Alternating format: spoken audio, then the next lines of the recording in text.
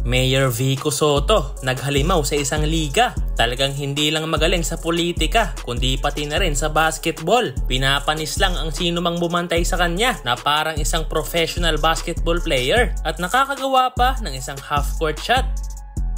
So nakilala si Mayor Vico Soto sa pagiging magaling at mahusay na mayor ng Pasig City at kabilang din siya sa mga naglantad ng katiwalian sa maanumalyang flood control project. Kaya maraming napapahanga sa leadership na pinapakita ng batang mayor, lalong-lalo na ang mga Gen Z dahil malinis daw ang reputasyon ni Mayor Vico. Ngunit alam nyo ba na hindi lang sa politika magaling si Mayor dahil mahusay rin siya maglaro ng basketball. Makikitaan mo nga siya ng malupit ng ball handling kagaya sa video na to na tinuturuan niya ang mga bata kung paano ang tamang pag-dribble. At kasama pa nga niya dito ang kanyang bayaw na si Mark Pingris.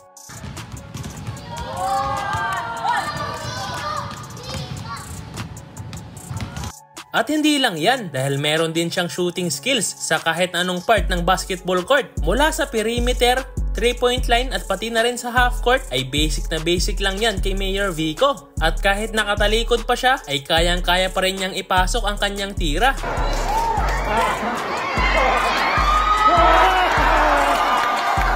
Ang half-brother ni Mayor Vico na si Elay Mumar na coach ng Ateneo Women's Basketball Team ay sinabi ring mas magaling sa kanyang mag-basketball ang kanyang kapatid na si Mayor Vico. At sinabi rin ni Coach Elay na noong high school pa lang daw itong si Mayor ay varsity nga daw ito ng Brent International School sa Pasig City. Kaya pala ganito na lang kagaling mag-basketball itong si Mayor Vico dahil nakahiligan pala talaga niya ang larong basketball noong siya ay nag-aaral pa sa high school. At ito naman mga boss ang naging laruan ni Mayor Vico sa isang liga sa Pasig City at nagpakita nga si Mayor ng isang napakalupit na drive sabay fadeaway shot sa harap ng kalaban. Parang mala Kobe Bryant lang ang galawan at pumupukol rin siya sa 3-point line. At ito naman mga boss ang ilan pang mga highlights ni Mayor Vico Soto.